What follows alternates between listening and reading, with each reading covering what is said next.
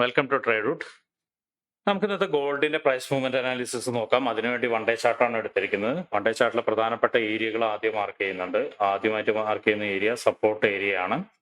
ഈ സപ്പോർട്ട് ഏരിയയുടെ പ്രത്യേകത എന്താണെന്ന് വെച്ചിട്ടുണ്ടെങ്കിൽ ഓൾ ടൈം ഹൈനെ ബ്രേക്ക് ചെയ്യാൻ പോകുന്ന സമയത്ത് ഒരു സ്ട്രക്ചറൽ ഷിഫ്റ്റ് വന്ന ഏരിയ ആണ്. അവിടേക്കാണ് മാർക്കറ്റ് ഒരു റിവേഴ്സൽ വന്ന് ഒരു ഡീപ്പ് പുൾ ബാക്ക് വന്നിട്ട് സപ്പോർട്ട് എടുത്തത് ഈ ഒരു ക്യാൻഡിലായിരുന്നു. എന്നിട്ട് അവിടുന്ന് സപ്പോർട്ട് എടുത്തിട്ട് മാർക്കറ്റ് മുകളിലോട്ട് അപ്രോച്ച് ചെയ്യുന്നുണ്ട്.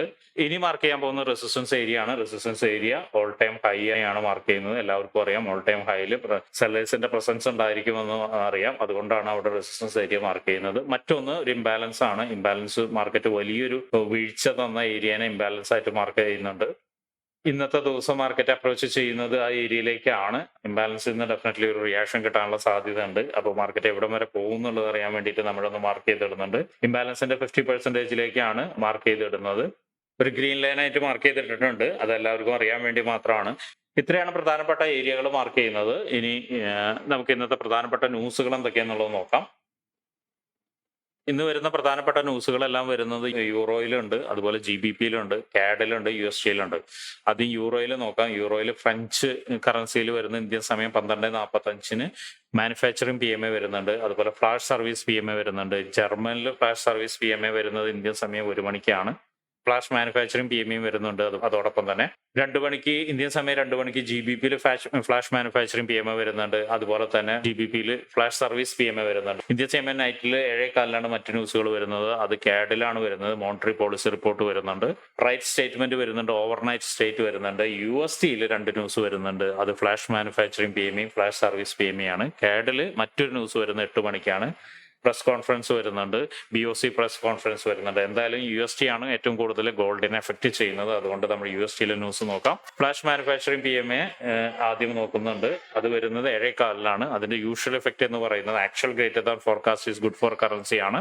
അതിന്റെ പ്രീവിയസ് വന്നിരിക്കുന്നത് 51.6% ആണ്. ഇത്തവണ വരുന്നത് 51.7 ആണ് കാണിക്കുന്നത്. 51.7 എന്ന് പറഞ്ഞാൽ പ്രീവിയസിനേക്കാളും കുറച്ചും കൂടി കൂടുതലായിട്ട് കാണിക്കും. 0.1 കൂടുതലാണ് കാണിക്കുന്നത്. അതുകൊണ്ട് ന്യൂസ് വരുന്ന സമയത്ത് എല്ലാവരും ശ്രദ്ധിക്കുക. പ്രീവിയസും ഫോർകാസ്റ്റും തമ്മിൽ വലിയ വ്യത്യാസമില്ല. അപ്പോൾ ഫോർകാസ്റ്റ് പോലെയോ അല്ലെങ്കിൽ ഫോർകാസ്റ്റിനേക്കാളും കുറച്ച് കൂടുതലോ ആണെങ്കിലും കറൻസി സ്ട്രോങ് ആവും, ഗോൾഡ് വീക്ക് ആവും. അല്ല ഫോർകാസ്റ്റിനേക്കാളും താഴെ വരുന്നു, അതായത് പ്രീവിയസിനേക്കാളും തൊട്ട് താഴെ വരുന്നുണ്ടെങ്കിൽ കറൻസി വീക്ക് ആവുകയും ഗോൾഡ് സ്ട്രോങ് ആവുകയും ചെയ്യും. മറ്റൊരു ന്യൂസ് ഫ്ലാഷ് സർവീസ് PMA ആണ്. അതിന്റെ പ്രീവിയസ് 55.3 54.7 ആണ്. അതും വരുന്നത് actual greater than forecast is good for currency ആണ്. ആക്ച്വലി ഇതിൽ ഫോർകാസ്റ്റ് കുറവാണ് കാണിക്കുന്നത്. കഴിഞ്ഞ തവണ വന്നിരിക്കുന്നത് 55.3 ആണെങ്കിൽ ഇത്തവണ ഫോർകാസ്റ്റ് വന്നിരിക്കുന്നത് 54.7 ആണ്. അപ്പൊ ന്യൂസ് വരുന്ന സമയത്ത് എല്ലാവരും നോക്കിയും കണ്ടും ട്രേഡ് എടുക്കുക. പ്രത്യേകിച്ച് ന്യൂസ് സമയത്ത് മാനിപ്പുലേഷൻ കൂടാനുള്ള സാധ്യത വളരെ കൂടുതലാണ്. ആ ഒരു സമയത്ത് ട്രേഡിൽ ഇരിക്കുന്ന ആളുകൾ ഉണ്ടെങ്കിൽ ചെറിയൊരു ക്വാണ്ടിറ്റിയിലാണ് എടുക്കുന്നത് എന്നുള്ളത് ഷുവർ ചെയ്യുക. വലിയ ക്വാണ്ടിറ്റി ആണെങ്കിൽ വലിയ ലോസ് വരാനുള്ള സാധ്യത ഉണ്ട്. അതുപോലെ തന്നെ നിങ്ങളുടെ സ്റ്റോപ്പ് ലോസും അടിക്കാനുള്ള സാധ്യതയുണ്ട്. അപ്പൊ ഇതെല്ലാം മനസ്സിലാക്കിയതിന് ശേഷം മാത്രം ട്രേഡ് എടുക്കുക. ഇനി നമുക്ക് ചാർട്ടിലോട്ട് വരാം. ചാർട്ടിലോട്ട് വരുന്നതിന് മുന്നേ ഇന്നലത്തെ അനാലിസിസിനെ കുറിച്ചിട്ടൊന്ന് നമുക്ക് നോക്കാം. അതിനു വേണ്ടിയിട്ട് 1 അവറിലേക്കാണ് പോകുന്നത്. 1 അവറിൽ പോയതിനു ശേഷം ഈ ഒരു ഏരിയയിലാണ് ഇന്നലെ ഈ ഒരു ക്യാൻഡിൽ ഫോം ചെയ്യുന്ന സമയത്താണ് ഇന്നലെ അനാലിസിസ് നടത്തിയിരുന്നത്. അപ്പൊ തന്നെ പറഞ്ഞിട്ടുണ്ടായിരുന്നു മാർക്കറ്റ് ഒന്ന് താഴോട്ടേക്ക് വന്ന് ഒരു പുൾ ബാക്ക് എടുത്തിട്ട് മുകളിലോട്ട് പോകാനുള്ള സാധ്യത ഉണ്ടെന്ന്. കൃത്യമായി ഇവിടെ വന്ന് സപ്പോർട്ട് എടുത്തു, മാർക്കറ്റ് എടുത്തു. നമ്മൾ വെച്ചിരുന്ന ടാർഗറ്റ് ഇതായിരുന്നു. ഇന്നലത്തെ വീഡിയോ നോക്കിയാൽ കാണാം. അതിനെ ഫസ്റ്റ് ടാർഗറ്റ് അതായിരുന്നു. അതിനെ മീറ്റ് ചെയ്തിട്ടുണ്ട്. സെക്കൻഡ് ടാർഗറ്റ് അതിന്റെ മുകളിലുള്ള ഹൈ ആയിരുന്നു.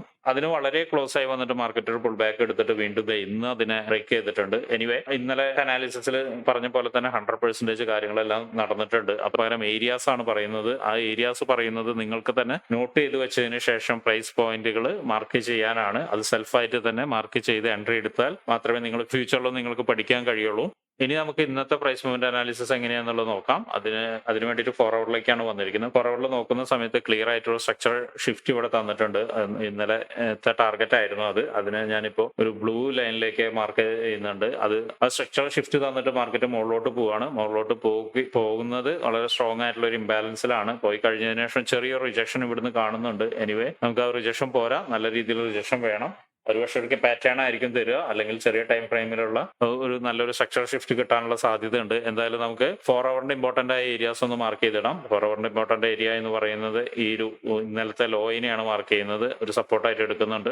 ഹൈ എന്ന് പറയുന്നത് വളരെ ദൂരത്തിലായതുകൊണ്ട് നമ്മൾ മാർക്ക് ചെയ്യുന്നില്ല. എന്നാലും ഈ ഒരു ഏരിയനെ മാർക്ക് ചെയ്ത് ഇടുന്നുണ്ട്. അവിടെ ഒരു റിജക്ഷൻ കിട്ടുമെന്നുള്ള പ്രതീക്ഷയുടെ മുകളിലാണ് നമ്മളത് മാർക്ക് ചെയ്യുന്നത്. അതിനൊരു റെസിസ്റ്റൻസ് ആയിട്ട് എടുക്കുന്നുണ്ട്. ഈ റേഞ്ചിന്റെ ഉള്ളിലായിരിക്കും മാർക്കറ്റ് മിക്കവാറും ഇന്ന് ട്രേഡ് ചെയ്യുന്നു പ്രതീക്ഷിക്കുന്നു. ഒരുപക്ഷെ മുകളിലോട്ട് പോയി കഴിഞ്ഞതിന് ശേഷം ഈ റെസിസ്റ്റൻസ് ഏരിയ, നേരത്തെ പറഞ്ഞ റെസിസ്റ്റൻസ് ഏരിയയിൽ നിന്നോ അതിന്റെ അടുത്ത് നിന്നോ ഒരു റിയാക്ഷൻ കിട്ടാനുള്ള സാധ്യതയുണ്ട്. അങ്ങനെയാണെങ്കിൽ വീണ്ടും ഇന്നലത്തെ ലോയിനെ ബ്രേക്ക് ചെയ്യാനുള്ള ഒരു ശ്രമം നടത്തിയേക്കാം. അല്ലെങ്കിൽ ഇതിന്റെ ഇവിടം വരെ ഇപ്പൊ ഈ സപ്പോർട്ടിന്റെ മുകളിൽ ഇപ്പോൾ വരച്ചിരിക്കുന്ന സപ്പോർട്ടിന്റെ മുകളിൽ വരെ എത്താനുള്ള സാധ്യതയുണ്ട്. എന്തായാലും നമുക്ക് 1 അവറിലേക്ക് പോയിട്ട് കുറച്ചും കൂടി ക്ലിയർ ആയിട്ടുള്ള അനാലിസിസ് കിട്ടുമെന്നുള്ളത് നോക്കാം. 1 അവറിലേക്ക് പോകുന്ന സമയത്ത് ഒരു ക്ലിയർ ആയിട്ടുള്ള പ്രിസെഷൻ തന്നിട്ടുണ്ട്. നോക്കിയാൽ കാണാം ഒരു ലോയിൽ നിന്ന് മുകളിലോട്ട് തിങ്കളാഴ്ച ഓപ്പൺ ചെയ്തപ്പോൾ മുകളിലോട്ട് പോയിന്റ് ആയിരുന്നു മാർക്കറ്റ്. പിന്നെ ആ ലോയിനെ ബ്രേക്ക് ചെയ്ത് കഴിഞ്ഞ് പിന്നെ ഒരു ചെറിയൊരു സപ്പോർട്ട് എടുത്തു, വീണ്ടും തിരിച്ചു വന്നിട്ട് ബ്രേക്ക് ചെയ്ത ഏരിയയിലേക്ക് സപ്പോർട്ട് എടുത്തിട്ട് വീണ്ടും എന്ത് ചെയ്യുന്നുണ്ട്, മാർക്കറ്റ് മുകളിലോട്ട് പോയി വീണ്ടും സപ്പോർട്ട് എടുത്തിട്ട് ബ്രേക്ക് നടക്കുന്നുണ്ട്. അതായത് മാർക്കറ്റ് ഒരു ബുള്ളിഷ് മോഡിലേക്ക് മാറി എന്നുള്ള ഇതാണ് ഇപ്പൊ 1 അവറിൽ കിട്ടുന്നത്. നമുക്ക് ബുള്ളിഷ് മോഡിലേക്ക് മാറിയിട്ടുണ്ടെങ്കിൽ നമുക്ക് ബുള്ളിഷ് വ്യൂ ആയിരിക്കണം. അപ്പൊ നേരത്തെ പറഞ്ഞ പോലെ നമ്മൾ സെല്ലൻട്രിയുടെ ഏരിയ ഏകദേശം നമ്മൾ മാർക്ക് ചെയ്തിട്ടുണ്ട്. ഇനിയിപ്പോ ബുള്ളിഷ് മോഡ് ആണെങ്കിൽ നമുക്ക് മാർക്ക് ചെയ്യേണ്ട ഒരു ഏരിയ എന്ന് പറയുന്നത് ഒന്ന് ഇവിടെയാണ്, രണ്ടാമത്തത് ഇവിടെയാണ്, മൂന്നാമത്തത് ഇതിന്റെ താഴെയാണ്. ഈ 3 ഏരിയ മാർക്ക് ചെയ്യാൻ കാരണം എന്താണെന്ന് വെച്ചിട്ടുണ്ടെങ്കിൽ ഇവിടെ നിന്ന് എവിടെ നിന്നാണ് കൂടുതൽ റിയാക്ഷൻ കിട്ടുക എന്ന് ചോദിച്ചു കഴിഞ്ഞാൽ ഇതിൽ നിന്നായിരിക്കും കൂടുതൽ റിയാക്ഷൻ കിട്ടാനുള്ള സാധ്യത. ഇവിടേക്ക് മാർക്കറ്റ് ഇറങ്ങിയതിനു ശേഷമായിരിക്കും ഒരു ബുള്ളിഷിലേക്ക് മാർക്കറ്റ് പോകാനുള്ള സാധ്യത കാണുന്നത്. പ്രത്യേകിച്ച് ഇത് റീടെസ്റ്റ് ചെയ്യാത്ത ഏരിയ ആണ്, അതുകൊണ്ടാണ് ഇവിടെയാണ് മാർക്ക് ചെയ്യുന്നത്. അങ്ങനെയാണെങ്കിൽ ഇംബാലൻസിനെ മുഴുവനായിട്ട് എടുക്കാം.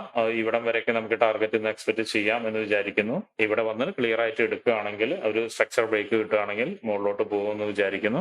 ഇനി മറ്റൊരു കാര്യം എന്ന് വെച്ചാൽ സെല്ലൻട്രിയാണ്. സെല്ലൻട്രിക്ക് സാധ്യത വളരെ കൂടുതലായിട്ടുള്ള ഒരു ഏരിയയിലാണ് ഇപ്പൊ നിൽക്കുന്നത്.